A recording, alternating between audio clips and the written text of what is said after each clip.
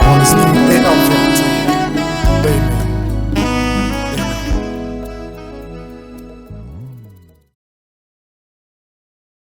Le peuple écoute la parole de l'Éternel. Frères et sœurs, il n'y a aucune parole dans les quatre coins du monde entier ne pourra donner l'espérance dans les vies des êtres humains. Le président, il a parlé que le premier jour où le petit Naël est mort, le président, il a parlé, mais personne ne l'a écouté. Aujourd'hui, la France tout entière est dans les chaos. Hein? Alléluia. Amen. Tout le monde est en train de pleurer.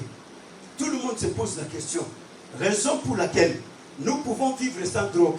Nous pouvons vivre sans les boîtes de nuit. Nous pouvons vivre sans des fêtes.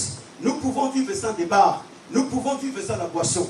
Nous pouvons vivre, frères et sœurs, sans l'impudicité, sans l'adultère, sans la débauche, sans quoi que ce soit. Mais nous ne saurons pas vivre sans Jésus. Le jour où le monde vivra sans Jésus, c'est la fin et c'est le chaos de l'humanité. Voilà pourquoi aujourd'hui, la France qui est habituée à vivre avec toutes ces choses, et elle est dans le chaos à cet instant où nous parlons.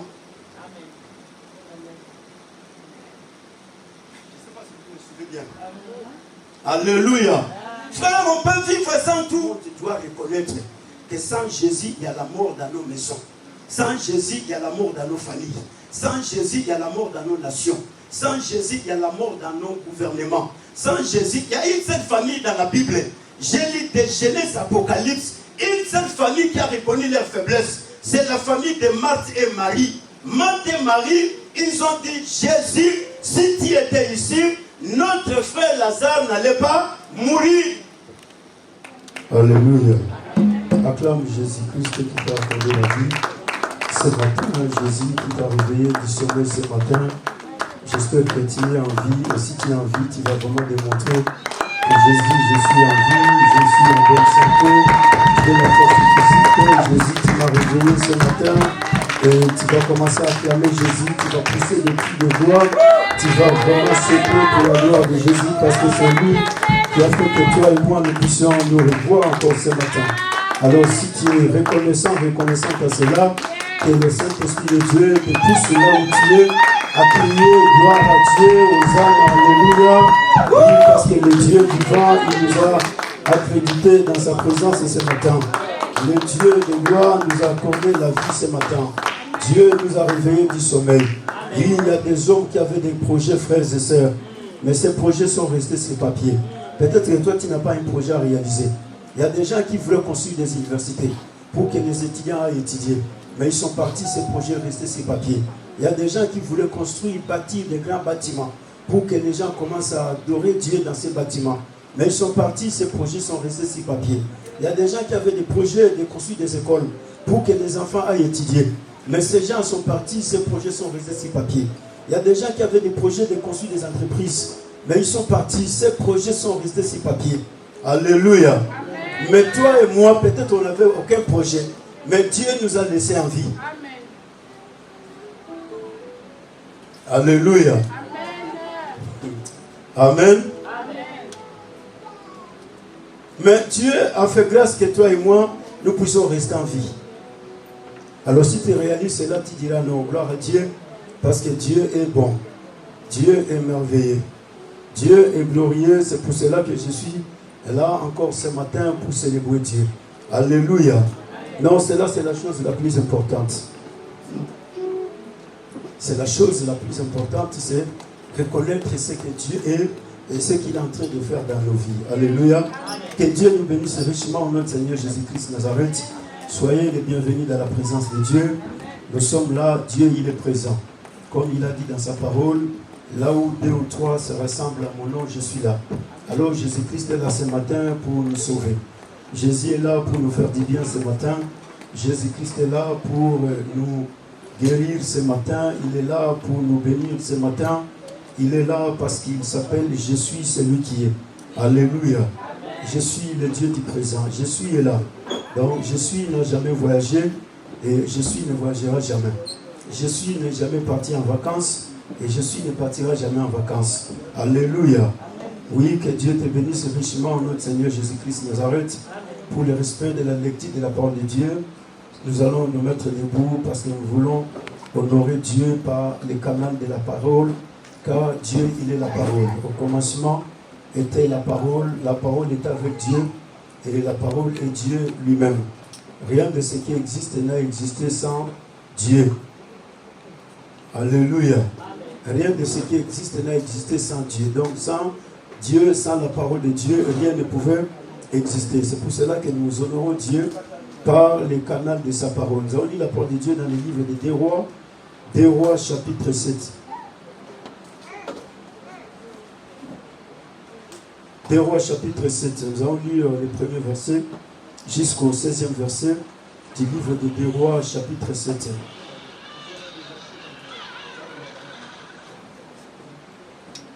Des Rois chapitre 7, nous avons lu les premiers versets jusqu'au 16e verset. Et nous suivons la lecture attentivement au nom puissant de Jésus-Christ Nazareth. Des Rois chapitre 7, avec générosité, avec toute la sympathie du cœur, et ça fera du bien, tu vas lui communiquer quelque chose de très important. Cela est très important. Tu peux bouger, ça va t'aider. Ne reste pas collé à la chaise, sinon ça ne va pas t'aider. Tu peux bouger, toucher, tenir 5, 6, 7, 8, 20, 30, 40 personnes, 50, 100 et dire à la personne, je suis heureux de te retrouver ce matin. Je suis heureux de te retrouver ce matin. Fais cela, ça va t'aider et tu auras une nouvelle force pour avancer. C'est comme ça que le Saint-Esprit dit agir. Non, bouge un tout petit peu, bouge, fais un tour. Tu vas toucher la main de 30, 50, 40 personnes, 100, 200 personnes, touche leurs mains et ça va t'aider. Alléluia. On dirait pas tout ça, on va matin. Là, on va lingala. Habituellement, tambola, simban de komoko ya mobali mwasi, bouger le bas maloba. C'est bon, on tombe le au monde ayo. Et ça va bien. Ça va te faire du bien. Ça va. Alléluia. Je suis heureux de te retrouver ce matin. Alléluia. Non, bouge, ça va te faire du bien. Gloire à Dieu. Nous allons avancer maintenant. Revenez, nous allons avancer. C'est le temps d'avancer avec le Saint-Esprit. Entrez à l'intérieur. Personne ne reste là-bas dehors. Nous allons tous entrer à l'intérieur parce que c'est ici où se trouve Jésus. Entrez à l'intérieur parce que nous allons avancer avec le Saint-Esprit. Ça, c'est très bien. Que Dieu vous bénisse richement au nom du Seigneur Jésus-Christ Nazareth. Alléluia. La parole de Dieu nous parle d'un homme appelé Élisée. Élisée, c'est un prophète qui a été appelé par Dieu, choisi par Dieu, établi par Dieu. Et ce prophète, il a réussi la continuité de la mission de son maître. Son maître s'appelait Élie. Et Élie, un jour, a été enlevé par Dieu. Et Élisée devait continuer la mission qu'Élie avait laissée. Parce que le Dieu de la parole, la mission de Dieu, c'est une mission de continuité. Donc Dieu ne fait pas une mission qui est une mission incomplète. À tout moment, Dieu, il a toujours besoin de quelqu'un qui va continuer la mission. Là où Moïse s'est arrêté, il fallait que Josué puisse continuer. Là où Josué s'est arrêté, il fallait que les autres viennent aussi puissent continuer. Alléluia. Et c'est comme ça qu'Élisée continuait la mission d'Élie. Parce qu'Élie était parti et Dieu l'a pris et Élisée doit continuer la mission. Mais la parole de Dieu nous dit, pendant la période où Élisée était devenu prophète, les choses étaient devenues compliquées en Israël. Élisée se retrouve dans une période où il y avait des guerres qui ne faisaient que se succéder. Il y avait les Syriens qui venaient attaquer Israël. Il y avait de l'autre côté les Jébusiens et tous les peuples qui attaquaient Israël. Et c'est pendant cette période-là qu'Élisée le prophète était en train d'accomplir sa mission. Élisée le prophète était en train de faire l'œuvre de Dieu. Et il est arrivé un moment, la parole nous décrit que la ville de Samarie, là où habitaient les rois, Joram à l'époque, et Élisée le prophète également était là, cette ville était barricadée. Ça dit qu'il n'y avait pas d'entrée, il n'y avait pas de sortie. La ville était prise en otage. Les Syriens, ils ont pris la ville en otage, et les Israélites ne pouvaient pas entrer, ils ne pouvaient pas sortir. Et il y a tellement une famine intense qui est entrée dans la nation et dans les pays et dans toute la ville. Et quand vous allez lire la suite des choses, vous verrez que la parole de Dieu nous dit que les gens, ils ont commencé à se faire des échanges. Ils se décident, ils disent non, aujourd'hui nous allons manger ton fils et demain nous allons manger les miens. Après, le lendemain, nous allons manger les tiens, et ainsi de suite.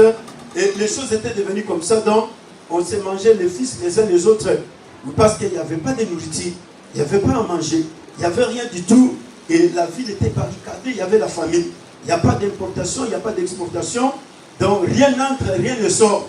Et l'épée qu'ils avaient était déjà finie. Alors comme l'épée était déjà finie, donc les peuples ne pouvaient plus rien faire. Ils étaient restés avec une seule nourriture, c'était la chair humaine. Alléluia. Et c'est comme ça qu'ils se mangeaient les uns les autres.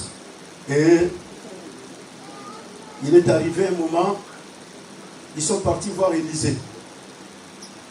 Le roi va dire à Élisée, en tout cas, si tu ne fais pas quelque chose, moi je vais te couper la tête. Parce que c'est toi qui es le prophète. Alléluia. Alors, je vais te couper la tête pour qu'enfin, que les personnes qui sont là ne continuent pas à se manger les uns les autres. Alors, il faut que toi, tu fasses quelque chose. Et Élisée va dire au roi, écoutez, rentre chez toi, moi, je n'ai rien à voir avec toi. Ce problème, ce n'est pas mon problème. C'est le problème de Dieu. C'est Dieu qui a permis qu'il y ait la famine. Mais toutefois, rentre et je vais faire quelque chose pour qu'enfin que tu comprennes que Dieu est vivant et Dieu il est opérationnel. Alléluia. Alors c'est la circonstance que nous sommes en train de vivre aujourd'hui. C'est le temps que nous vivons, le temps du prophète Élisée. La famine elle est partout, frères et sœurs.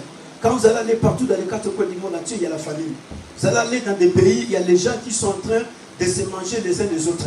Peut-être ici en France, cela n'est pas encore arrivé.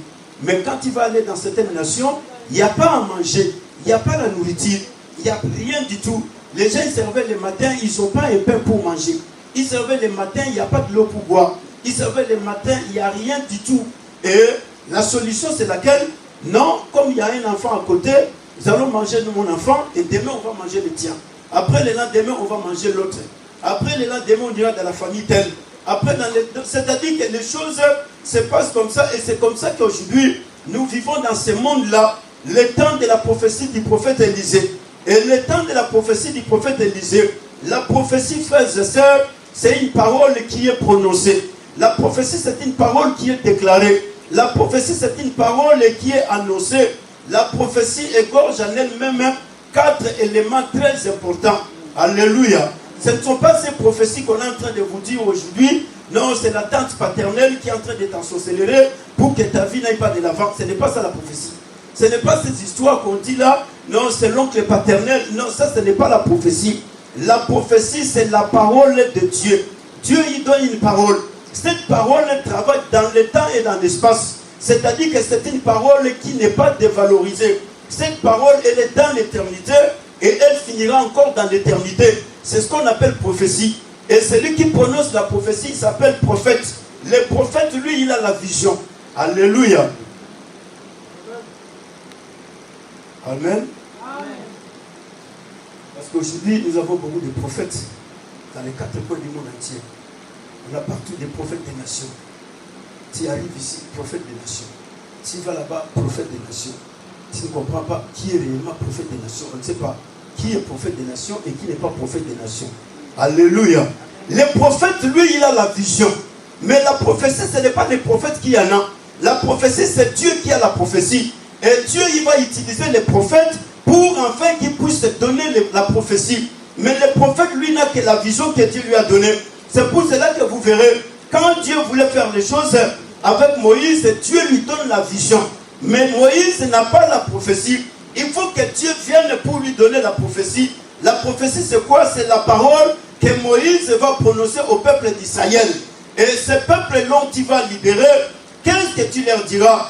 Et Moïse avec Dieu, Dieu pour la toute première fois, il s'est rencontré avec un policier. Depuis qu'il a été Dieu, il n'a jamais vu de policier. Mais Dieu se rencontre avec un policier qui lui demande la carte d'identité. Tu vas me donner ta carte d'identité parce que tu m'envoies en Égypte. Je vais y aller pour délivrer les peuples. Mais ils vont me poser la question de savoir qui t'a envoyé. Et Moïse se présente comme étant policier. Donc tu me donnes la carte d'identité. Si tu ne me donnes pas la carte d'identité, je n'irai pas en Égypte. Parce qu'ils vont me poser la question de savoir qui t'a envoyé. Et je leur dirai quoi? Parce qu'ils savent que tous nous avons grandi en Égypte. Josué, tous les autres, ils me connaissent très bien. Caleb, tout le monde. Mais maintenant, je vais leur dire, non, Dieu m'a envoyé. Dieu, c'est trop vague. Et ils vont vouloir savoir qui est le Dieu qui t'a envoyé. Dieu lui dit, je suis celui qui est. Va leur dire tout simplement, je suis m'a envoyé. Alors quand Moïse reçoit la carte d'identité de Dieu, Moïse dit, bon, voilà, maintenant je vais y aller.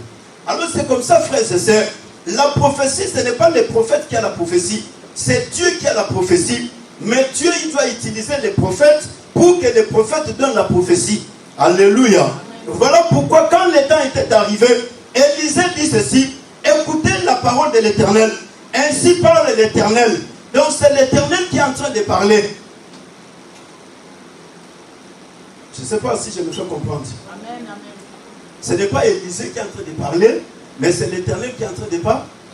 Mais l'Éternel est en train d'utiliser la bouche d'Élisée. Donc ce n'est pas moi qui suis en train de parler, mais c'est Dieu qui est en train de parler. Mais Dieu, il est en train d'utiliser ma bouche. Parce que Dieu est esprit. Dieu tout étant esprit ne peut pas parler aux gens. Dieu tout étant esprit ne peut pas se révéler aux hommes. Dieu tout étant esprit ne peut pas sauver. Mais Dieu doit prendre la chair humaine pour enfin parler à l'humanité. C'est pour cela, pour sauver l'humanité, Dieu il a pris la chair humaine. Cette chair s'appelle Jésus. Il est mort sur la croix. Alléluia. Alors Dieu il va prendre la chair humaine. C'est la chair d'Élisée. Dieu il va commencer à utiliser la bouche d'Élisée. Élisée il va commencer à parler. Écoutez la parole de l'Éternel. Ainsi parle l'Éternel. Demain à cette heure, on aura une mesure de fleurs de farine pour un cycle et 2 mesures d'orge pour un cycle. Et Élisée va continuer à la porte de Samarie. L'officier sur la main duquel s'appuyait le roi répondit à l'homme de Dieu. Quand l'Éternel ferait des fenêtres au ciel, pareille chose arriverait-elle? Et Élisée dit, tu le verras avec tes yeux, mais tu n'en mangeras point. La conversation s'arrêtait par là. Dieu, il a parlé et il est parti. Élisée est resté. Maintenant, tout le monde attend l'accomplissement de la prophétie. Parce que Dieu, il a prophétisé. Dieu, il a parlé. Et Dieu, il nous a parlé quoi? Demain à cette heure. Cette heure, c'était l'heure où Élisée s'était mis debout pour parler. Alors, l'heure où Élisée s'était mis debout pour parler, c'est la même heure où Dieu va pouvoir accomplir la prophétie. Alors, Élisée, il est en train de proclamer 2 choses. Les 2 choses qu'Élisée est en train de proclamer, la première des choses, Élisée est en train de proclamer la fin du siège. Parce que la ville était siégée par les Syriens. Et la ville était barricadée par les Syriens. Ils ont pris la ville en otage. Élisée, il est en train de prophétiser la fin du siège. C'est-à-dire que les Syriens, ils doivent quitter la ville de Samarie. Ils ne vont plus continuer à rester à Samarie parce que les Samaritains, ils doivent vivre librement. Ils doivent vaguer dans leurs occupations librement. Et la deuxième des choses, Élisée, il est en train de proclamer la fin de la famine. Parce que pendant beaucoup de temps, les gens, ils sont morts de la famine. Ils ont vécu des moments difficiles. Élisée, il dit, selon ce que l'Éternel m'a dit, demain matin, vous allez acheter des trucs à un prix très réduit. Donc vous avez souffert pendant beaucoup de temps, mais Dieu il est en train de mettre fin à la souffrance, alors que personne ne se dérange. Donc Élisée il proclame 2 choses. Les 2 choses doivent s'accomplir. Si cela ne s'accomplissait pas, Élisée serait un menteur. Alléluia. Parce que Dieu il avait déjà parlé. Alors le peuple, ils ont écouté la parole de Dieu qui est sortie de la bouche d'Élisée. Mais il y a un homme qui est là. Cet homme, c'est l'officier du roi. Le roi Joram, il est dans sa maison. Élisée, il est en train de prophétiser. L'officier du roi, c'est-à-dire qui, les conseillers, les premiers conseillers du roi, c'est qui le roi s'appuie. Il est un homme fort, un homme intelligent et il est puissant dans la royauté du roi Joram. Lui, quand il va écouter la parole de l'Éternel, il va poser la question de savoir à Élisée, depuis quand Dieu a-t-il fait des fenêtres au ciel? Élisée, ça c'était la blague. Pourquoi tu es en train d'endormir ce peuple? Au lieu de leur dire autre chose, toi tu dis non. Demain à cette heure, toi-même tel que tu es là, tu n'as même pas une petite quantité de sucre. Comment les choses vont-ils se faire? Tu n'as même pas une petite quantité d'huile pour donner à ce peuple. Tu n'as rien du tout. Tu ne dis que des choses qui après ne vont pas s'accomplir. Alléluia. Élisée lui dit, écoutez mon ami, je sais que tu es un homme intelligent. Tu es l'homme sur qui le roi s'appuie. Mais une seule chose. J'ai proclamé 2 choses. Maintenant tu me pousses à proclamer encore une 3e chose. La troisième des choses, je déclare ta mort. Tu verras, mais tu n'en mangeras pas. Pourquoi? Parce que tu vas mourir. Dieu, il va effectivement ouvrir le ciel. Les fenêtres du ciel vont s'ouvrir. Dieu, il va déposer la nourriture. Toi, tu verras cette nourriture. Les peuples, ils vont manger, mais toi, tu ne vas pas manger. Toi, tu vas mourir. Et il y a une troisième déclaration qui sort de la bouche du prophète Élisée. Alléluia. Écoutez, mon frère, ma soeur, il y a des choses que tu n'as pas besoin de te poser des millions de questions. Aujourd'hui, l'Église souffre. Pourquoi? Parce que l'Église s'appuie sur les êtres humains qui sont mortels comme toi, comme moi. Demain matin, tu te réveilles, on te dit non, le pasteur il est mort, il est parti. On te dit le prophète est mort, l'apôtre est parti, tout le monde est parti. Mais cet homme ne comprenait pas qu'Élisée s'appuyait sur Dieu. Lui, il s'appuyait sur son intelligence. Mais Élisée ne s'appuie pas sur son intelligence. Élisée ne s'appuie pas sur sa connaissance. Élisée s'appuie sur Dieu. Alors nous sommes au temps où l'Église que toi et moi nous sommes, nous devons proclamer la fin du siège. Nous sommes au temps où nous devons proclamer la fin de la famine. Oui, parce que la famine est en train de ravager l'humanité tout entière. C'est pour cela que ce matin, je suis venu comme Élisée pour déclarer la fin du siège et déclarer la fin de la famine. Non, ce n'est pas moi, mais selon l'Éternel. Parce que le Dieu de la parole, il veille sur sa parole pour l'accomplir. Et Dieu, il veille sur la parole des serviteurs de Dieu pour l'accomplir. Il y a la famine partout, frère. La famine, c'est la disette. La famine, c'est le manque de la nourriture. La famine, c'est l'état de dépaysement dont le peuple est en train de vivre. La famine, c'est l'état de désespoir. Un peuple qui est désespéré. Un peuple qui ne sait pas où aller. Un peuple qui est en train de tituber et tâtonner. Qu'est-ce que nous allons faire? Quel est notre avenir demain? Mais écoutez, frères et sœurs, la chose la plus importante, la Samarie est attaquée. La ville est sous siège, colonisée par les Syriens. La famine, elle est là. Mais il y a des choses beaucoup plus importantes. Il y a un prophète de Dieu qui est là dans cette ville.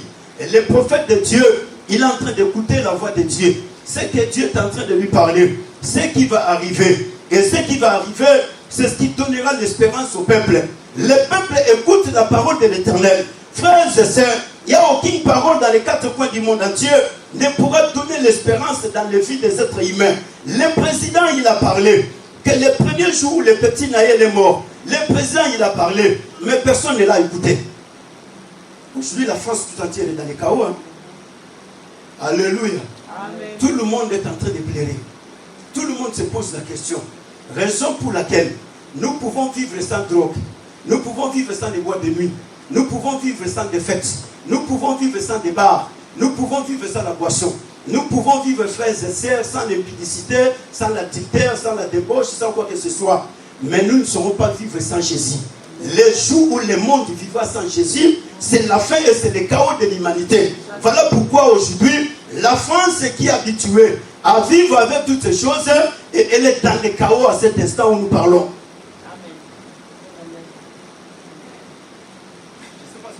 Bien. Alléluia. Frère, on peut vivre sans tout. On peut vivre sans argent. On peut vivre sans l'élixir. Mais quand on est sans Jésus, c'est le chaos total. La France sans Jésus, regarde là où nous sommes. Les présidents sans Jésus, regarde là où nous sommes. Les premiers ministres sans Jésus, regarde là où nous sommes. Les chefs de famille sans Jésus, regarde là où nous sommes. Les pasteurs sans Jésus, regarde là où nous sommes. Les prophètes sans Jésus, regarde là où nous sommes. Les chantres, les intercesseurs, les protocoles, les papas, les mamans, les ministres, les députés, les sénateurs sans Jésus. L'église sans Jésus, regarde là où nous sommes aujourd'hui. Regardez là où nous sommes. Est-ce que c'est Naël qui a demandé aux gens de détruire la France? Non, je vous pose la question. C'est Naël qui a demandé aux gens de détruire la France. Mais pourquoi ils ont détruit la France? C'est un policier qui a tiré, non? Mais les entreprises qu'on est en train de détruire, les boutiques, les maisons, les magasins, tout ce qu'on est en train de détruire, qu'est-ce que ça a à voir avec les policiers qui a tué Naël? Quel est le lien? Tout ça, c'est pourquoi? Parce que la France est sans Jésus. Et comme la France est sans Jésus, frère, ça va continuer à se démasquer, ça va continuer à être détruit jusqu'à un niveau que les gens prendront conscience de comprendre comme Marie et Marthe. Frères et sœurs, nous sommes au temps de l'accomplissement de la prophétie de la parole de Dieu. La prophétie ne pourra pas partir sans pour autant que puisse s'accomplir. Jésus se présente devant la tombe de Lazare. Jésus regarde Marie et Marthe. Jésus plaira. Les gens qui ont écouté Jésus pleurer, ils se sont dit, mais tiens, ce n'est pas lui qui a fait ouvert les yeux des Bartimée. Ils se sont dit, mais c'est lui. Ce n'est pas lui qui a fait marcher les paralytiques, mais c'est lui. Mais comment il est en train de pleurer devant la tombe de Lazare? Les gens croyaient que Jésus pleurait Lazare. Frère, Jésus ne peut pas pleurer devant un mort, parce que c'est lui qui a fait la mort. Il connaît la puissance et l'impuissance de la mort. Il connaît les défaites de la mort. Jésus plaira. Les gens se posent des questions. Jésus, qu'est-ce qui se passe? Marthe, qui est la première personne à désespérer, il dit, mais Seigneur Jésus, si tu étais ici, notre frère Lazare n'allait pas mourir. Frères et sœurs, nous sommes au temps où les familles du monde doivent reconnaître que sans Jésus, il y a la mort dans nos maisons. Sans Jésus, il y a la mort dans nos familles. Sans Jésus, il y a la mort dans nos nations. Sans Jésus, il y a la mort dans nos gouvernements. Sans Jésus, il y a une seule famille dans la Bible. J'ai lu de Genèse, Apocalypse. Une seule famille qui a reconnu leur faiblesse. C'est la famille de Marthe et Marie. Marthe et Marie, ils ont dit, Jésus, si tu étais ici, notre frère Lazare n'allait pas mourir. Il y a des gens qui disent, non, Marthe et Marie, ils ont accusé Jésus. Frère, Jésus c'est Dieu. Comment on va l'accuser? Mais Marthe et Marie, ils ont présenté leur faiblesse. Ils ont dit à Jésus, la mort est entrée dans notre famille, c'est parce que toi tu n'étais pas là. Si tu étais là, parce que c'est toi qui as institué la mort. Tu connais la mort. Tu connais l'impuissance de la mort. C'est à cause de ton absence que la mort est entrée. Frères et sœurs, aujourd'hui les gens, ils sont en train de regarder les choses avec l'œil physique. Tu te dis, ah oui, comment ils sont en train de faire des choses pareilles. Mais rentre dans la spiritualité. Qu'est-ce qui se passe? Comment on est en train de casser tout? Pourquoi ils sont en train de faire ça? Et le Saint-Esprit te donnera la réponse. Tu comprendras pourquoi les gens sont en train d'agir de cette façon. C'est parce que les êtres humains sur la terre des vivants. Mais tu regardes toutes les photos sur Facebook. Tu entres sur TikTok. Tu es toujours, tu peux te réveiller de 6h jusqu'à 18h, même au travail, tu es toujours sur TikTok. Mais tu n'as pas l'idée que non, j'ai un verset de la Bible que je dois méditer. Alléluia. Élisée, il va proclamer les choses. C'est pour cela, frères et sœurs, Dieu a besoin des hommes et des femmes qui vont s'élever pour déclarer les choses. La sauvagerie doit prendre fin en France. Non, frères et sœurs, on ne peut pas continuer à vivre dans un pays où les gens deviennent des sauvages. Nous, on est là, on est en train de regarder. On ne peut pas continuer à vivre dans un pays où la barbarie est en train de prendre place. Nous, on est là, on est en train de regarder. On ne peut pas continuer, frère, mais nous devons nous élever. Parce que Dieu nous a donné l'autorité.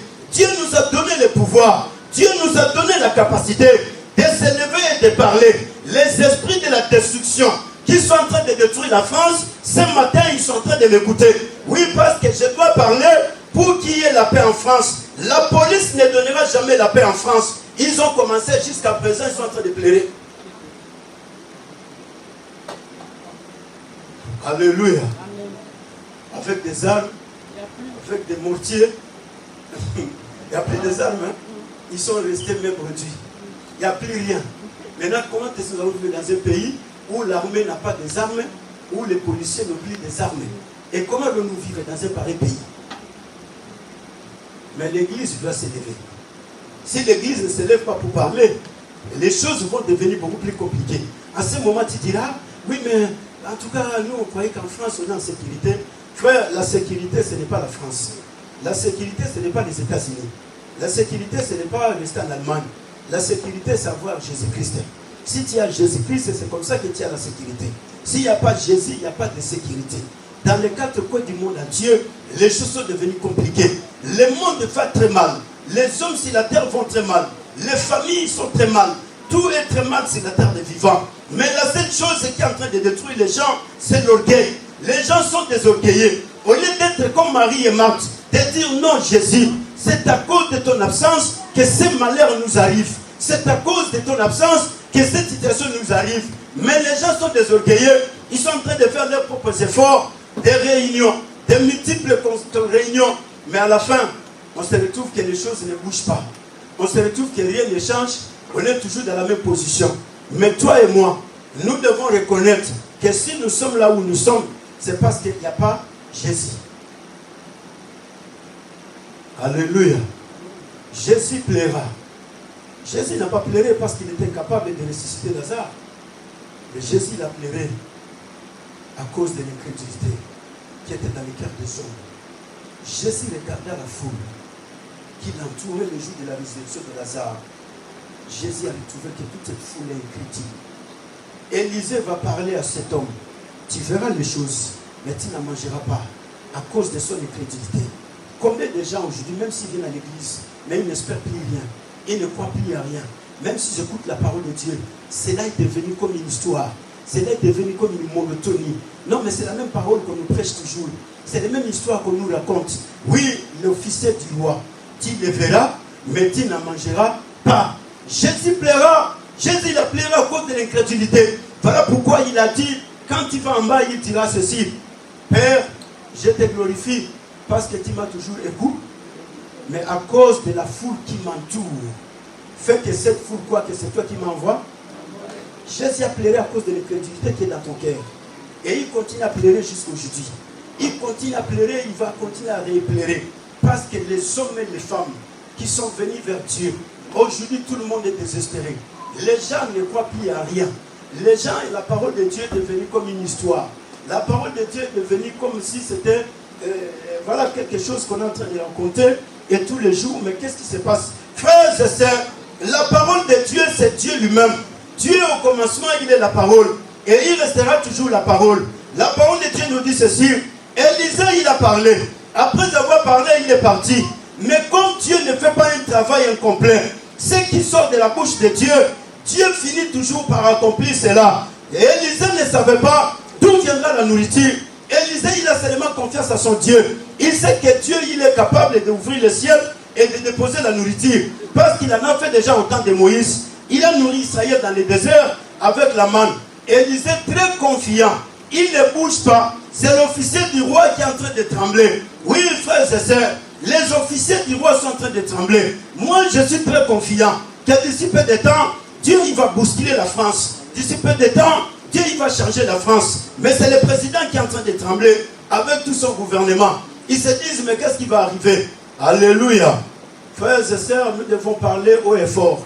Oui, parce que les chrétiens sont toujours là avec cette hypocrisie de dire, ah non, non frère, quand il s'agit de la nation, nous devons défendre la nation avec force. Alléluia. Le président, il va suivre la vidéo, il comprendra que c'est moi qui est en train de parler. Parce que si moi je ne parlais pas, tout ce que lui dira, rien ne tiendra. Mais ce que moi je parle, c'est la parole de Dieu. Et Dieu, il va agir par rapport à la parole de Dieu et par rapport à la parole que moi je suis en train de prononcer comme étant envoyé de Dieu. Donc on ne peut pas blaguer avec une nation. La nation, frères et sœurs, on ne peut pas la laisser détruire à cause des intérêts individuels ou personnels des êtres humains. Donc l'Église doit s'élever pour défendre la nation. Et pour défendre la nation, il faut avoir l'esprit d'Élisée. Pour défendre la nation, il faut avoir l'esprit d'Élie. Pour dire à Akab, c'est toi qui es en train de troubler la nation. Si toi tu laisses de troubler la nation sera dans la paix. Mais si on ne parle pas, la nation va se détourner dans les chaos. Frère, si la France tombait dans les chaos, l'Église ne fera rien ici sur la France. Parce que l'Église, pour qu'elle soit bénie, il faut que la France soit dans la paix. S'il n'y a pas la paix en France, les choses ne vont pas marcher. Voilà pourquoi Dieu il a dit, priez pour la nation où je vous ai établi. Est-ce que tu pris le temps de prier pour la France? Dieu il a dit au peuple d'Israël, hein, priez pour les nations où moi je vous ai établi. Ils étaient des esclaves à Babylone. Mais Dieu leur demande de prier pour les territoires de Babylone. Mais les chrétiens aujourd'hui qui sont en France, a-t-il le temps de prier pour la France? Toi, ton problème, c'est vraiment la CAF ne paye pas. Quoi encore? La CEDIC ne paye pas. Encore quoi? Alléluia. Continuez. Quoi encore? La CAF, la CEDIC, quoi encore? Hein? sécurité sociale. En tout cas, ils ne font rien, ces gens ici, vraiment, ils ne voient pas. Mais eux aussi, ils attendent quelque chose de ta part. Mais la chose qu'ils attendent de ta part, c'est ton soutien dans la prière. La chose qu'ils attendent de ta part, c'est ton soutien pour que Dieu donne la paix. Mais les chrétiens qui sont en France, qui sont de partout dans les quatre coins du monde entier, ne le font pas. Mais écoutez, Élisée, il a parlé. Après avoir parlé, Dieu, il va continuer la marche. La mission va continuer. La parole de Dieu nous dit ceci. Il y a eu 4 lépreux qui étaient en dehors de la ville. Les 4 lépreux qui étaient en dehors de la ville, ils ont écouté la parole de Dieu. Et quand ils ont écouté la parole de Dieu, prononcée par le prophète Élisée, les 4 lépreux, ils étaient là. Oui, ils étaient des lépreux. Ils étaient en dehors de la ville. Parce que la loi disait, les lépreux ne pouvaient pas rester dans la société. Les lépreux étaient exclus de la société. Les lépreux étaient exclus de tous les droits de la société. Ils ne peuvent rien bénéficier. Et ces lépreux qui se sont retrouvés en dehors de la ville est barricadée. Il y a la famille dans la ville. Ils sont à la porte de la ville. Ils se sont dit entre eux, les 4, qu'est-ce que nous allons faire? Nous allons rester ici, mais si on continue à rester ici, la famine va nous attraper et nous allons mourir. Et qu'est-ce que nous allons faire? Nous allons rentrer dans la ville. Si on rentre dans la ville, il y a encore là la famine. C'est-à-dire la famine qui est dans la ville va nous tuer. Alors quand on nous ferme maintenant, la parole de Dieu nous dit, ils se sont concertés entre eux. Ils se sont dit non, on ne rentre pas dans la ville, on ne reste pas ici, mais ce que nous allons faire, nous allons aller dans les camps des Syriens. Parce que chez les Syriens, il y a la nourriture. Chez les Syriens, il y a tout ce que nous avons besoin. Tout ce que ce peuple a besoin, c'est de tout là-bas chez les Syriens. Alors pour que les choses ne deviennent pas beaucoup plus compliquées, nous allons aller dans les camps des Syriens. Les 4 lépreux, ils se sont concertés. Les 4 lépreux, ils se sont convenus. Les 4 lépreux, ils se sont entendus. Ils se sont dit, nous allons avancer d'un pas à un autre. Frère, as-tu déjà vu un lépreux? Qui a déjà vu un lépreux ici? Avez-vous déjà vu un lépreux?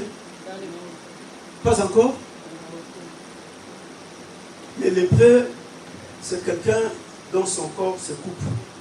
Donc, tu pourras le retrouver, il n'a pas de doigts. Cette main-là n'a pas de doigts. Et donc, son corps se coupe en morceaux. Mais ce sont ces gens-là dont leur corps se coupe en morceaux qui se décident, qui se déterminent pour dire non, nous n'allons pas rester ici. Pour dire non, nous n'allons pas retourner dans la ville. Parce que dans la ville, il y a la famine. Nous n'allons pas entrer là-bas. Nous n'allons pas rester ici également pour continuer à attendre la mort jusqu'à ce que la mort nous rejoigne ici. Mais ce que nous allons faire, nous allons nous mettre dans les camps des Syriens. Parce que là-bas, il y a la nourriture. Mais nous sommes des lépreux. Frères et sœurs, les lépreux, ils se sont décidés. Voilà pourquoi nous avons parlé dimanche passé, la violence spirituelle qui amène à pouvoir vaincre l'opposition. Frères et sœurs, Dieu a besoin des hommes et des femmes violents. Dieu n'a pas besoin des hommes et des femmes qui ne font que plaire. Dieu n'est pas un Dieu de plaire, mais Dieu a besoin des violents et des violentes. Jean-Baptiste, Jésus l'a déclaré. Depuis le temps de Jean-Baptiste jusqu'au dernier moment, le royaume des cieux est pour les violents. Il n'y a que les violents qui s'en emparent. Il n'y a que les violents qui entrent dans le royaume de Dieu. Oui, frères et sœurs, s'il n'y a pas la violence, on ne peut pas vivre dans le royaume de Dieu. S'il n'y a pas la violence, on ne peut pas entrer dans le royaume de Dieu. S'il n'y a pas la violence, on ne peut pas vivre dans le royaume de Dieu. Le royaume de Dieu, c'est les violents qui s'en emparent. Ce sont les violents qui entrent dans le royaume de Dieu. Les 4 lépreux, ils se sont révoltés. Un violent, c'est quelqu'un qui est révolté dans son esprit. Alléluia. Un violent, c'est quelqu'un qui est révolté. C'est quelqu'un qui voit les choses et se dit non. Les choses ne peuvent pas continuer de cette façon. Moi, je ne peux pas laisser que les choses continuent de cette façon. Frères et sœurs, un violent, c'est quelqu'un qui a la terre à l'intérieur de lui. Il y a un feu qui brille en lui. Je dois faire quelque chose. Parce que si je ne faisais pas quelque chose, cette famille restera toujours comme ça. Si je ne fais pas quelque chose, cette nation restera toujours comme ça. Si je ne fais pas quelque chose, ce pays restera toujours comme ça. Si je ne veux pas quelque chose, cette église restera toujours comme ça. Si je ne veux pas quelque chose, cette entreprise restera toujours comme ça. Frère, les violents et les violentes, ce sont les gens qui bousculent les choses. Ce sont les gens qui viennent avec un nouveau élan. Ce sont les gens qui viennent avec un nouveau vent. Les violents. Voilà pourquoi David arrive. C'est son père qui l'envoie pour aller déposer la nourriture chez ses frères. David arrive et il rencontre ses frères en train de fuir. Il pose la question, mais grand frère Eliab, qu'est-ce qui se passe? Eliab lui dit, petit, je connais ton orgueil. David lui dit, non, je n'ai pas besoin de ça. Je veux seulement savoir pourquoi vous êtes en train de fuir. Parce qu'il y a des gens qui vont t'arrêter pour que tu ne puisses pas avancer. Ils vont te présenter ta faiblesse. Ils ont voulu présenter à David sa faiblesse. David dit non, ce n'est pas le temps de me présenter ma faiblesse. Mais je veux savoir qu'est-ce qui se passe au juste. Et on lui dit, attends. Et quand il est resté, il a écouté la voix de Goliath. Quand Goliath a commencé à crier, David dit, mais c'est qui celui-là? On lui dit, mais c'est Goliath. Mais c'est qui Goliath? On lui dit, mais toi, tu n'as pas appris qu'il y a un Goliath qui est en train de nous embêter? Et ça faisait 40 jours, Goliath sortait et criait. Et l'armée d'Israël ne faisait que reculer. L'armée d'Israël, le roi Saul, ne faisait que reculer en arrière. Toutefois que Goliath disait, trouvez un homme qui serait capable de se battre avec moi. C'est lui qui vaincra, il fera de tous les peuples ses esclaves. Si c'est toi qui vains, tu feras de nous des esclaves. Si c'est nous qui vaincons, nous allons faire de vous des esclaves.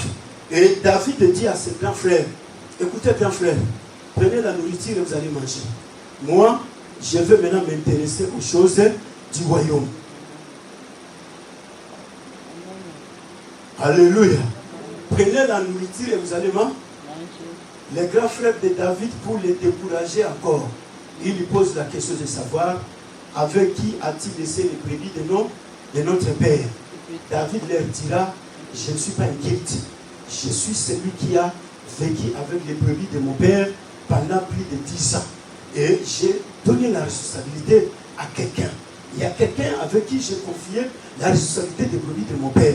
Mais le problème n'est pas celui-là, parce que je comprends que vous voulez m'empêcher. Alors moi, je ne suis pas venu que quelqu'un puisse m'empêcher.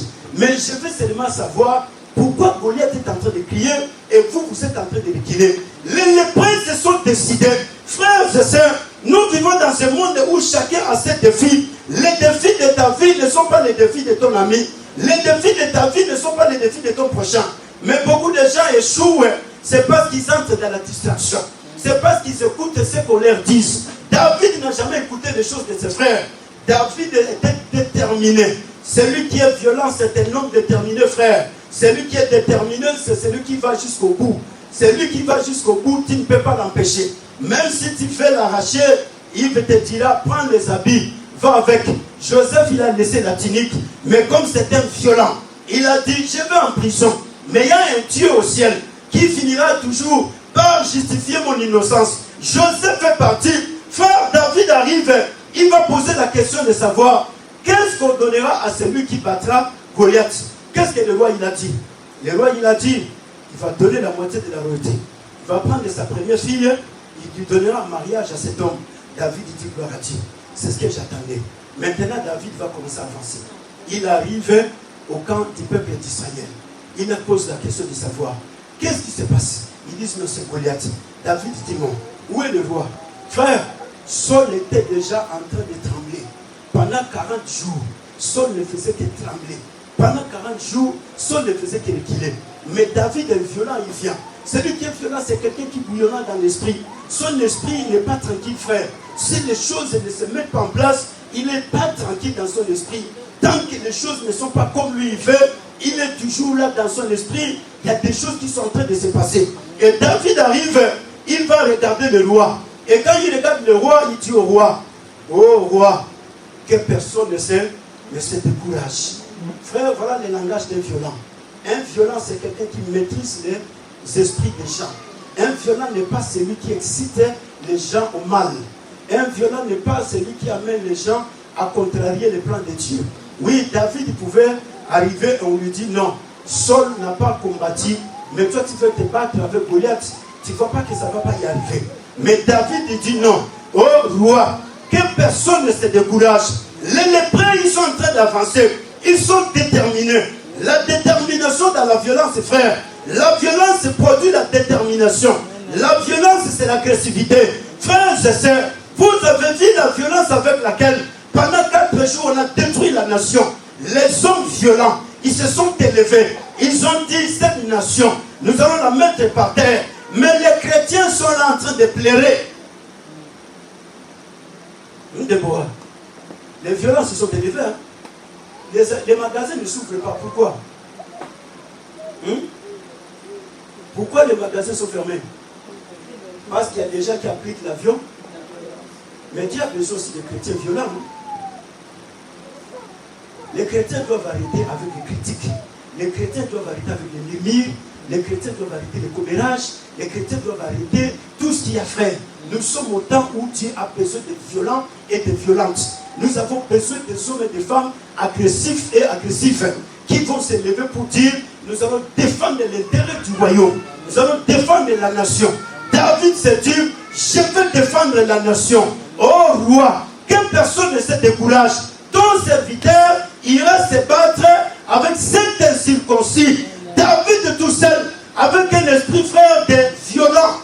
Nous ne parlons pas de la violence de la destruction, mais nous parlons de la violence spirituelle qui nous permet d'affronter l'opposition et de vaincre l'opposition. Nous parlons de la violence spirituelle qui nous permet d'attaquer l'ennemi et de vaincre l'ennemi. Nous parlons de la violence spirituelle qui nous donne la capacité, frère, d'entrer dans les camps de l'ennemi et rapporter la victoire, oui, dans notre camp. C'est de cette violence que nous sommes en train de parler. Dans la Bible, j'ai vu des hommes et des femmes violents. Une femme comme Esther, frère, elle est devant une loi qui ne l'autorise pas de rencontrer son mari après 30 jours. Pour rencontrer le mari, il faut attendre jusqu'à ce qu'on puisse t'appeler. Mais quand on vient lui dire que ta nation sera consumée, et Aman a pris la décision de détruire toute nation, et son peuple sera décimé, Esther dira, s'il faut que je meure, je suis prêt à mourir. Mais moi, je veux défendre l'intérêt de la nation. Même si le temps de rencontrer le roi n'est pas encore arrivé, je vais affronter le roi. Mais avant d'aller affronter le roi, Esther se met en jeûne et prière. Pendant 3 jours, quand elle va finir de jeûner et prier, Esther va se mettre debout. Esther se présente devant le roi. Frères et sœurs, nous sommes en train de jouer avec les choses spirituelles. Les gens, ils sont là en train de garder. Ah oui, tu vois, c'est un monde normal. Qui te dit que c'est normal? Non, ce n'est pas normal. Toute cette jeunesse qui est plongée dans la barbarie, c'est normal? Plus de 25 millions de jeunes plongés dans la barbarie, c'est normal?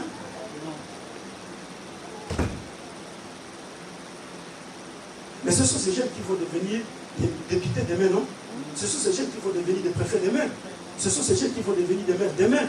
Ce sont ces jeunes qui vont devenir des pasteurs demain. Mais ils sont plongés aujourd'hui dans la barbarie. Ils sont plongés dans la sauvagerie. Mais l'église est là en train de dire non, c'est normal, c'est des problèmes. Et nous, en tout cas, déjà moi-même, j'ai des problèmes et je vais encore résoudre les problèmes. Alléluia. Les lépreux ont des problèmes. Ils sont déjà lépreux. Leur corps n'est pas en bonne santé. Mais ils se sont dit, non, nous n'allons pas rester là regarder notre corps. Mais il y a l'intérêt de la nation à défendre. Nous devons nous élever.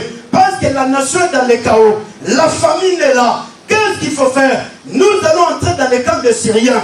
Parce que c'est là où il y a la nourriture qui nous permettra de manger. Les lépreux, ils ont commencé à marcher. Quand ils ont commencé à marcher, la parole de Dieu nous dit, Dieu, il va faire entendre un grand bruit dans les camps des Syriens. Les Syriens vont entendre, c'est comme si une grande armée qui est en train de venir pour les attaquer. Par contre, ce sont 4 lépreux, des personnes qui n'ont pas de pieds, des personnes qui n'ont pas de mains, mais ils sont en train d'avancer. Mais pourquoi? Parce qu'ils sont déterminés. Frères et sœurs, la détermination permet l'homme de vaincre l'obstacle là où il est faible de lui-même. Mais à cause de la détermination, l'homme va vaincre cet obstacle-là. David, il est un petit garçon de 18 ans. Goliath, c'est un homme de 60 quelques années. Oui, quand David s'est battu avec Goliath, il avait 18 ans. Et Saul, c'est un homme de 50 quelques années. Il est en train de reculer tous les jours. Le grand frère aîné de David, il avait 60 quelques années. Eliab, il est en train de reculer tous les jours. Il a ensuite écoute la voix de Goliath. Eliab dit, pardon Saul, Ça, c'est un problème, c'est un réalité. Hein. Nous, on ne pourra rien faire. Mais écoutez, un violent arrive et dit non, cet homme de 60 quelques années, c'est un incirconcis. Vous êtes en train de trembler devant un incirconcis. Moi, je vais me battre avec cet incirconcis. Et Saul, pour décourager David, qu'est-ce qu'il va faire? Saul, il va prendre son armure. Frères et sœurs, il y a des gens qui vont te décourager avec ton zèle. Il y a des gens qui vont faire par tous les moyens pour t'empêcher, pour que tu ne puisses pas avancer. Mais si tu n'as pas la révolution de l'esprit, tu vas t'arrêter. Frère, les choses de Dieu ne se font pas par mélange ou mélancolie ou par groupe. Non, Dieu n'utilise pas les gens dans les groupes. Dieu il utilise l'individu individuellement. Personnellement, Dieu il va t'utiliser. Et c'est comme ça que David, il se présente. Saul prend son armure, il lui donne les javelots, il lui donne les casques, il lui donne tout. David va mettre un pas. Il veut mettre un deuxième, il se sent, il est en train de baiser. Il dit non. Ça ne me permettra pas de vaincre Goliath. Saul, s'il te plaît, je ne suis pas habitué avec ça. Prends tes armures, prends tes casques, prends tes javelots, prends tout ce que tu as. David, il va remettre tout à Saul. Saul lui dit, tu es un petit beau garçon. Mais comment vas-tu te battre avec Goliath? David lui dit, l'Éternel des armées qui a été avec moi dans la brousse, quand l'ours venait pour récupérer les brebis de mon père, j'ai écrasé l'ours. Quand les lions venaient, l'Éternel des armées qui m'a délivré de la main de l'ours et des lions, me délivrera de la main de cet incirconcis. Moi, je ne me bats pas avec les armures, mais moi, je me bats avec le nom de l'Éternel. Parce que moi, David, je me confie à l'Éternel. Oui, frères et sœurs, il y a des gens qui vont te donner leur expérience, mais l'expérience ne sauve personne. L'expérience n'amène personne en avant. Oui, il y a des gens qui ont reçu beaucoup d'expérience, mais aujourd'hui ils sont en train de tourner. Mais ce qui fait la force de David, il y a l'huile de Dieu sur sa tête. David venait d'être oué par Samuel. L'huile qui est sur la tête de David est en train de lui pousser à se battre avec Goliath. Frère, celui qui est baptisé du Saint-Esprit n'a pas d'obstacle devant lui. Il sait que je suis baptisé pour défendre les intérêts du royaume. David avance. Goliath il le regarde. Et écoutez, frères et sœurs, Goliath lui-même il s'est donné la défaite. Il dit à David, tu t'avances devant moi avec des pierres et des lances. Tu crois que je suis un chien? Alléluia. Goliath lui-même s'est déjà déconsidéré. Il s'est dit, je suis un chien. Oui, parce que c'est seulement les chiens conçus avec des lances et la pierre. David lui dit, non, sois calme. Tu n'as encore rien vu. Les lépreux, ils sont là. Ils avancent. Et quand ils avancent, les Syriens, ils ont commencé à fuir. Quand les Syriens, ils ont fui, les lépreux, ils entrent dans les camps des Syriens. Ils ont retrouvé la nourriture. Ils ont retrouvé les habits. Ils ont retrouvé tout. Et quand ils ont tout retrouvé, les lépreux, ils ont commencé à récupérer tout ce qu'ils ont retrouvé. Ils ont commencé à manger. Ils ont pris. Et ils se sont dit, allons dans notre tente. Ils sont partis dans notre tente. Ils ont retrouvé les choses. Ils ont mangé. Ils ont pris. Allons dans notre tente. Ils ont retrouvé que tout était resté. Et ils se sont dit, bon, qu'est-ce que nous allons faire? Non. On n'agit pas bien. Cette journée, c'est une journée de bonne nouvelle. Il y a un homme de Dieu qui a prophétisé. Il y a un homme de Dieu qui a parlé.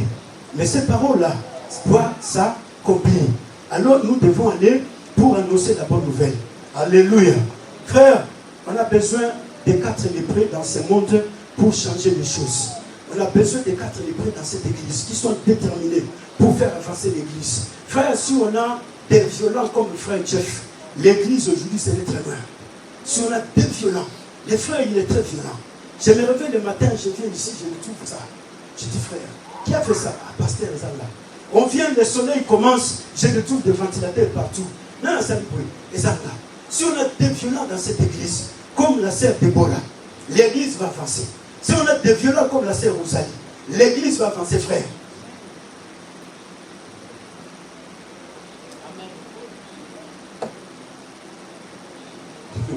Alléluia. Si on a des violentes comme la sœur Charlène, cette petite fille, elle est l'église, elle regarde, il n'y a pas de gens qui jouent aux instruments. Les instruments sont en train de chômer. Elle a commencé à apprendre à jouer à la guitare, elle a commencé à apprendre à jouer au piano. Mais à cause de Charlène commence à s'affaiblir. Charlène, lève-toi, je vais prier pour toi. Viens ici.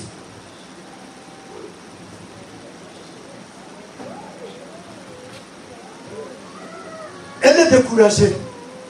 C'est parce qu'elle regarde. C'est ce qui se passe dans ton esprit, non? C'est découragé parce que tu regardes les gens. Tu te dis, ah, on va voir ça la bienté.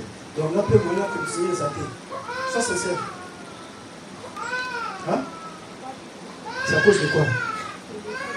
L'école n'a rien fait. Sois sincère avec Dieu, pas se tirer devant le peuple. L'école n'a rien fait. Sois sincère avec tout le monde. Ah ok, dis merci. Alléluia. Voilà pourquoi il ne faut pas empêcher que cette fille aille de l'avant. Mais nous devons l'aider à avancer. Nous devons lui donner la force. Si on a des violents à l'église va de l'avant. Il y a des violents comme Frère Bovic qui arrivent ici en 8 heures. Je suis encore quelque part, il m'appelle. Pasteur, c'est la commune déjà l'église.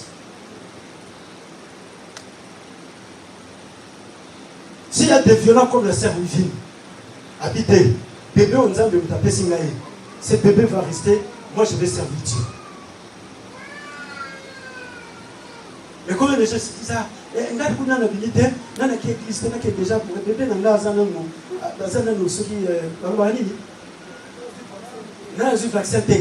une église. Les violences, ce sont des gens qui cherchent à défendre les intérêts du royaume.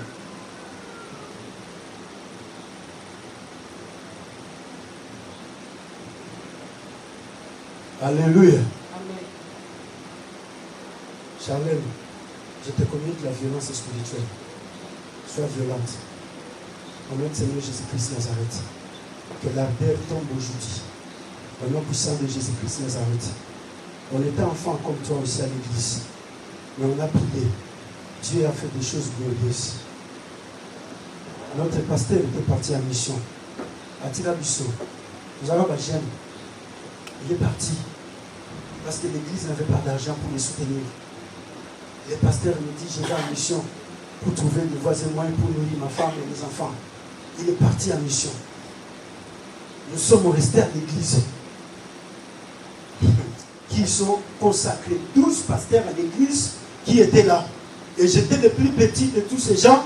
Et le pasteur me dit, je te confie la responsabilité de pouvoir prendre la charge de l'église. J'ai dit, non pasteur, ça ne sera pas possible. J'ai des adultes qui sont là. Il me dit, non, je te donne la responsabilité. Frère, depuis ce jour-là, j'ai senti comme si le pasteur m'a communiqué quelque chose.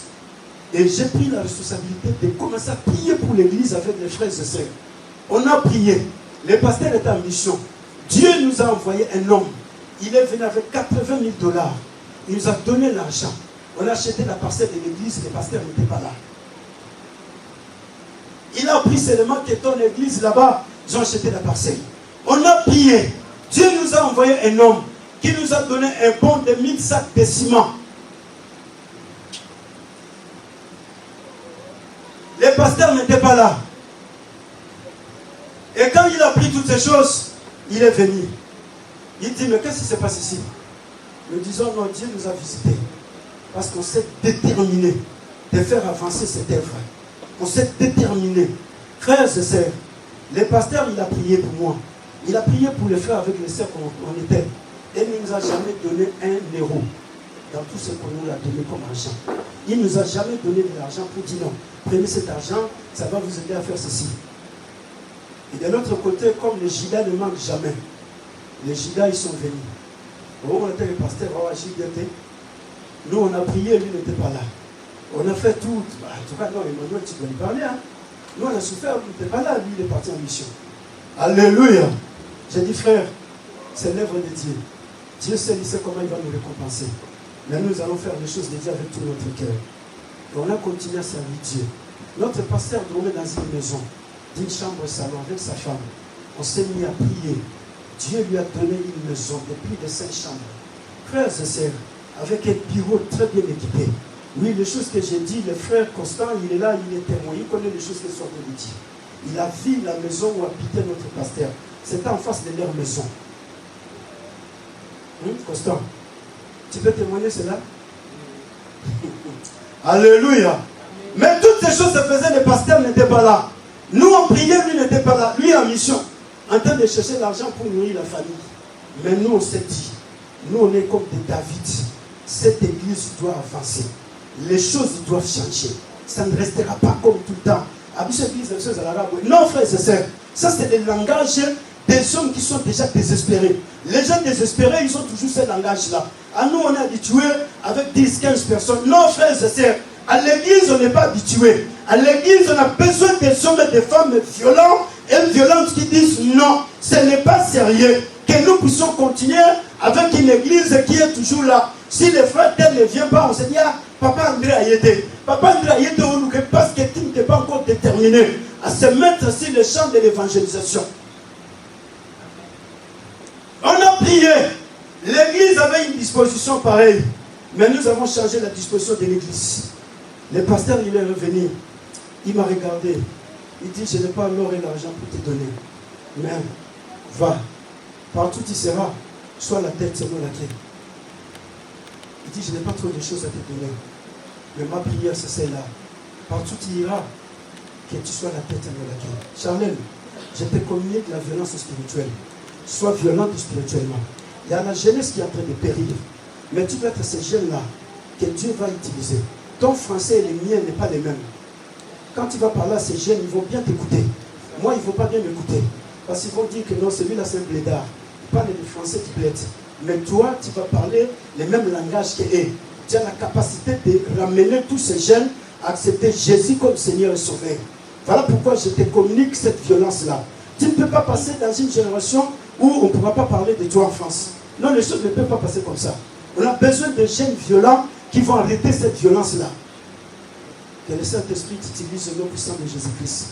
Que ton esprit soit révolutionné. Dans le nom puissant de Jésus-Christ Nazareth. Amen. Alléluia. Les lépreux, ils sont revenus. Et quand ils sont revenus avec la nourriture. Alléluia. Et avec la nourriture, ils ont dit, nous allons annoncer au palais du roi. Frères et sœurs, Lydia, je t'avais connu, tu étais une femme violente. Mais depuis un laps de temps, tout est refroidi. Tu sais pourquoi? Tu veux que je le dise? Alléluia. On est là. Dis au Saint-Esprit, remets-moi cette violence-là. Je veux continuer à être une femme violente. Tu sais que toi, tu es allé à l'évangélisation, non?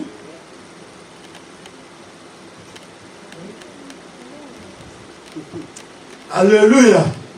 On faisait des problèmes avec elle de l'évangélisation. Et à des fois, elle allait toute seule, moi, je n'étais même pas là. Elle se mettait dans la vie à évangéliser. Mais du coup, elle a ce temps. Pourquoi?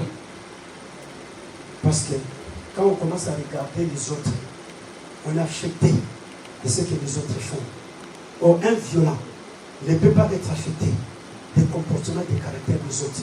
Parce que les comportements des gens peuvent t'affaiblir. C'est très facile. Les caractères des gens peuvent t'affaiblir très facilement. Et tu t'affaiblis, tu te retrouves dans les chaos. Mes frères, si tu es un David, le caractère des grands frères de David n'a jamais affecté David. David, après ça, il y a un rendez-vous, la royauté. La ticadie déterminée. Jusqu'à ce que je vais me battre avec Goliath. Je veux vaincre Goliath.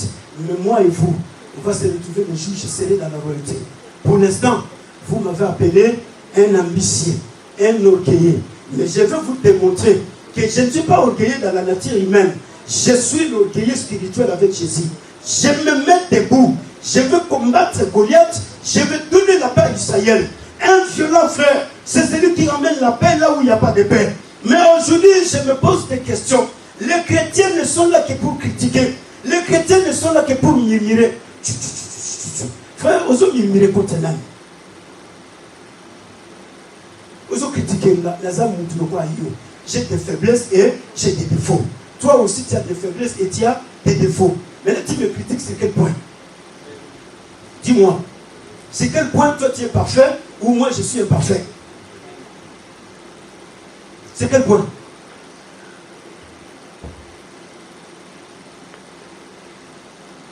Alléluia. Frère, si le royaume de Dieu n'avance pas aujourd'hui, c'est à cause des critiques, c'est à cause des murmures, c'est à cause des choses Les gens, ils sont toujours là. Frères et sœurs, nous, on a servi Dieu, on était trop jeunes. Le problème du pasteur, ce n'est pas mon problème. Moi, mon problème, c'est la vocation que Dieu m'a appelée. C'était ça mon problème. Un jour, on est venu me donner de l'argent. 40 000 $. Le pasteur disait toujours aux gens, si je ne suis pas là, donner l'argent à Emmanuel. Je dormais dans une petite maisonnette, un studio, avec 3 frères. On te donne l'argent, 40 000 $. Les frères me disent, pasteur, les hommes vont l'église, donc ils m'ont asile. Je lui dis, mon frère, il y a quelqu'un qui est déjà établi dans cette église-là. Je ne peux pas bouffer son argent. Je ne peux pas bouffer sa sueur. Je vais lui remettre son argent. Ma frère va s'inquiéter. Alléluia. Mais j'étais encore jeune. Je pouvais aller avec cet argent. Pasteur, on a regardé. Dieu, il me voit. Les lépreux déterminés, frères et sœurs, Pichou, il faut être violent dans les choses de Dieu. Si tu es violent, c'est comme ça que cette chorale deviendra gospel. Si tu es violent, c'est comme ça que cette chorale deviendra une chorale où les gens vont commencer à l'appeler de gauche à droite. Les gens diront, nous avons besoin de la chorale de l'église évangélique de la faute antique pour qu'elle vienne chanter dans notre église, dans une conférence, dans une campagne d'évangélisation. La chorale va avancer. Si on est des violents frères, on a des enfants à l'église qui peuvent jouer aux instruments. Mais parce que les parents ne sont pas violents dans les choses de Dieu. Les parents ils se disent, frères et sœurs, mais ces enfants sont appelés à jouer aux instruments. Alléluia. C'est pourquoi quand il y a un problème à l'église, tout le monde est affecté. Pourquoi? Parce que, quand on a aussi François dit les mamans, parce que nous sommes les Yébani. Si vous ça, il va affecter plus de si vous avez par exemple, dans 5000 personnes à l'église. Donc même ceux qui ont ici, 10, les autres ne seront pas affectés. L'église n'est pas un clan, mais l'église, c'est la famille de Dieu. Alléluia. Non, frères et sœurs, je suis en train de parler ce jour. Dites-moi. Dites-moi, qu'est-ce que le pasteur Emmanuel vous fait du mal? Donc, oui, c'est un vélo, mais il y a un pasteur Emmanuel, ça va venir m'appeler Nini. Il y a des pasteurs qui ne pas bandini, pas bandini, la bango. Il y a des femmes qui ne pas bandini. La mona qui joue, c'est un mot à bénir, la pasteur a des femmes qui sont foutues à tête. Est-ce que le pasteur Emmanuel a ça ou des femmes qui sont non? Nous dit-il. Alfi, pasteur Emmanuel a ça ou des femmes. Vite. Pasteur Emmanuel a ça et a trouvé dans foyer. Il y a des pasteurs qui sont des désordres, non? Non, frère, moi je suis à ça, moi c'est naïveté. Sœur, mon bail est à ça, mon bail naïveté. Frère, père, Andini, sœur, pas Andini. Dit-il. Est-ce que pasteur Emmanuel a ça là-bas? Mais pourquoi tu me dis pour ça, ça l'a embêté?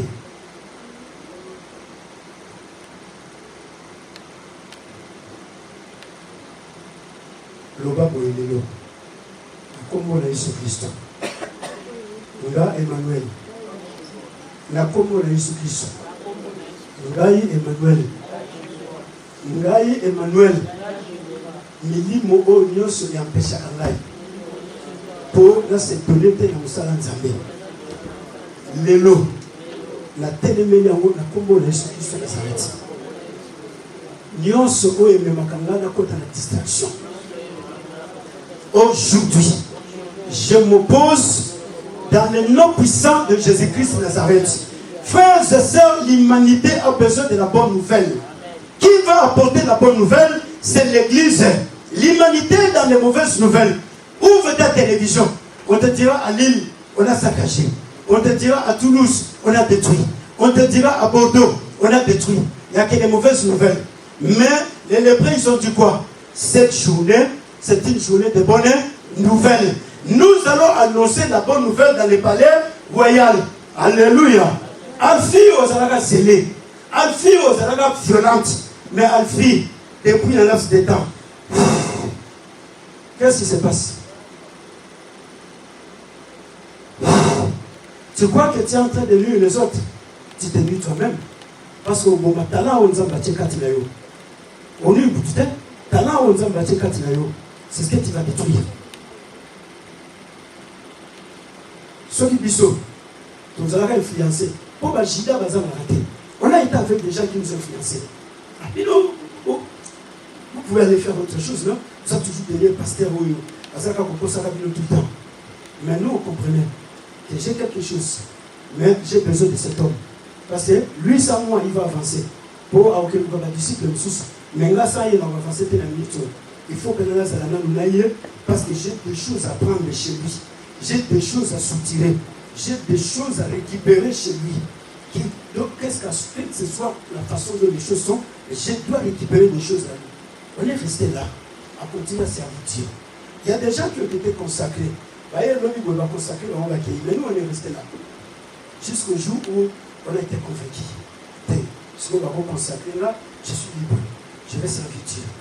Mais à cause de certaines choses où les gens n'arrivent pas aujourd'hui à se déterminer, il faut que ça aille dans Zambie. Alfio, le français, bien vous les campagnes. Français, n'a eu un autre temps où on a fait l'évangélisation. Vous avez gagné, tout le monde. Alléluia. Ça va gagner combien de gens?